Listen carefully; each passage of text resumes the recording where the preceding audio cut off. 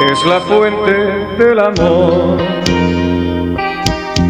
que fluyendo está en Dios.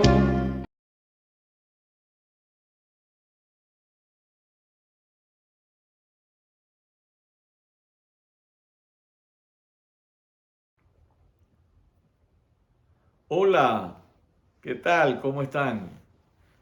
Otra vez aquí con ustedes. Muchísimas gracias por su amabilísima atención. Qué lindo.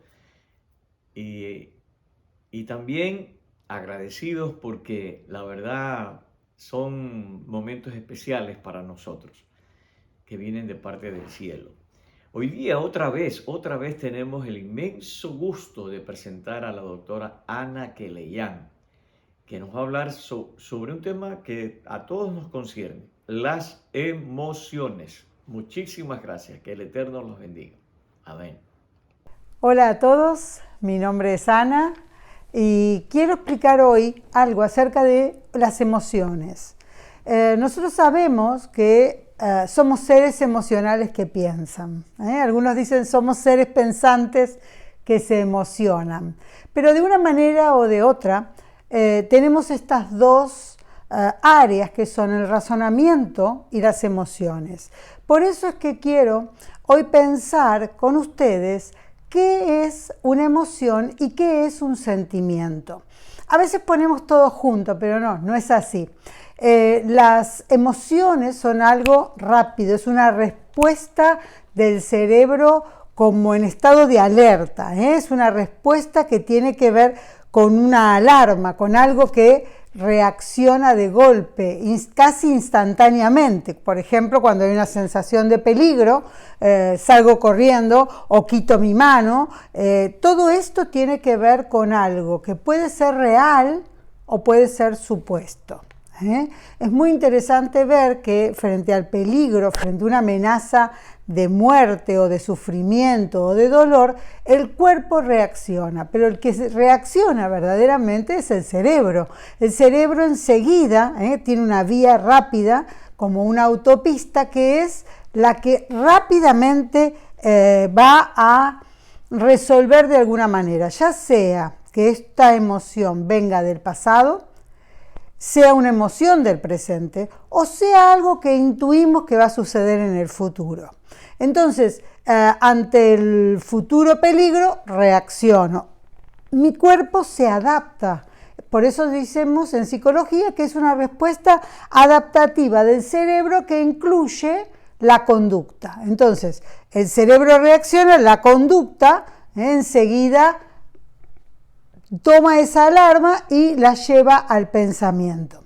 Pero luego hay otra vía que no es por la autopista, que es como solemos decir, por una calle continua, por algo que va alrededor, va paralelo, una calle más lenta, que es cuando yo llego a pensar, porque dijimos que la emoción es una reacción del momento, pero después tenemos una manera de razonar y decir, no, esto no era un peligro, esto era simplemente una amenaza, un pensamiento. Hay un video muy interesante que explica que hay una señorita, una chica que va caminando alrededor de una pared muy oscura y era de noche y cada vez se hacía más de noche y ella iba caminando y de golpe empieza a escuchar que detrás hay pasos. Y claro, ella no mira para atrás, pero escucha. Y su cuerpo se empieza a tensar y en el video se ve cómo todos los músculos empiezan a tensarse y sobre todo sus piernas empiezan a acelerar el paso. Entonces su corazón empieza a latir más fuerte, hasta su cara se pone tensa y cada vez va escuchando que los pasos que venían más cerca.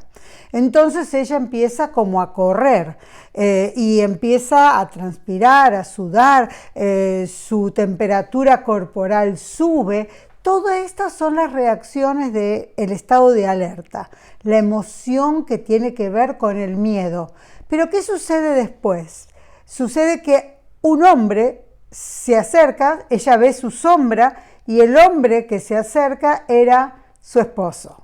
Era su novio, era alguien conocido. Bueno, ella lo mira y empieza de a poquito a desacelerarse el pulso, el corazón vuelve de a poquito a su ritmo, sus brazos y sus piernas dejan de tensarse y entonces empieza otra emoción.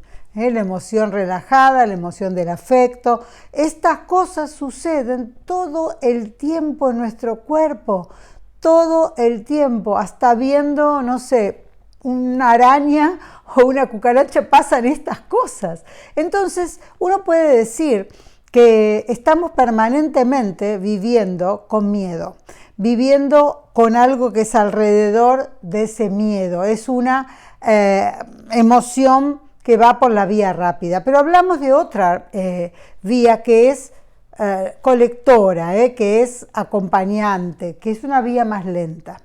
La vía más lenta es la vía del sentimiento, ya no de la emoción. Y quiero hacer esta distinción, porque la emoción es rápida, dijimos, pero el sentimiento es lento. El sentimiento se va formando. El sentimiento va de a poco construyéndose. Por ejemplo, si nosotros hablamos del amor apasionado, el amor apasionado es rápido, es una emoción. Pero para que eso perdure en el tiempo, necesita ser probado muchas veces, con distintos actos, con distintas maneras de pensar. Eso se forma en un sentimiento. Ahora, hay que entender que si el miedo es una emoción y se transformara en un sentimiento, esa sería una persona miedosa. Todo le parece una alteración, todo le parece un estado de alarma. Entonces, dividiendo esto de sentimiento y emoción, quiero que veamos un poco esto que ya hablamos, que es el miedo.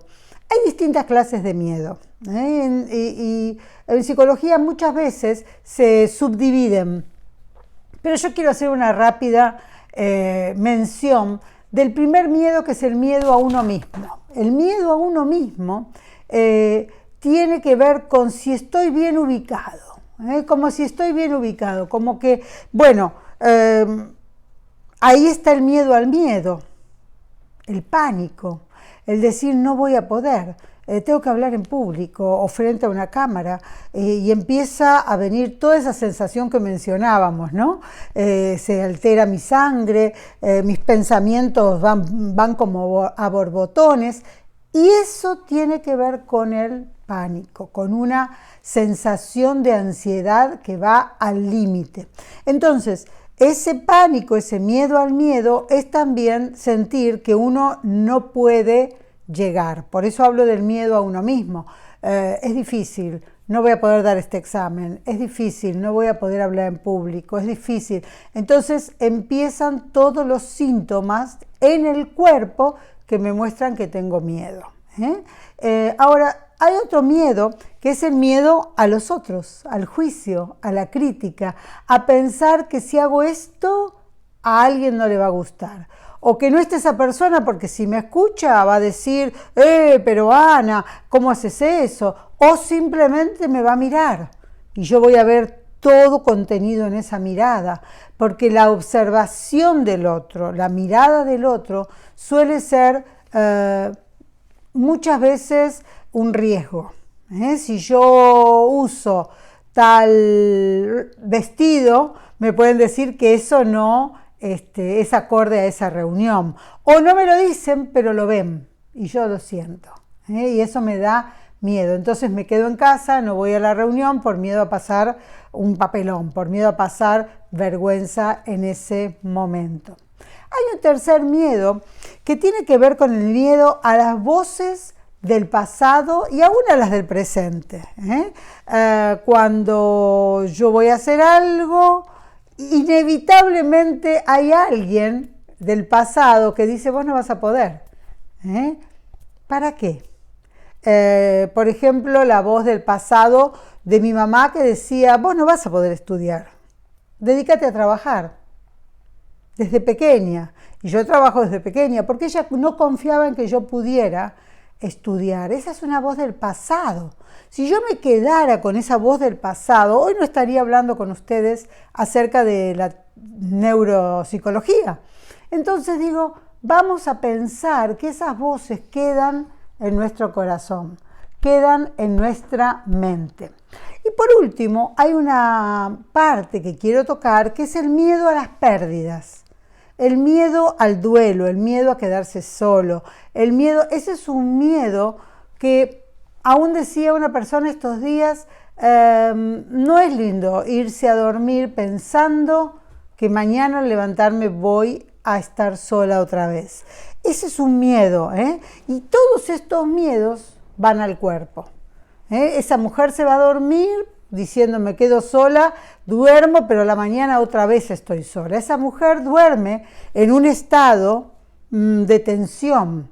No puede relajarse bien por miedo a lo que sucederá mañana, por miedo a si va a despertar mañana. Y eso altera mucho la vida y el cuerpo. Entonces se va en distintas enfermedades. Lo importante es que los miedos entonces salen de la mente, pero el valor de poder rebatirlos sale del corazón.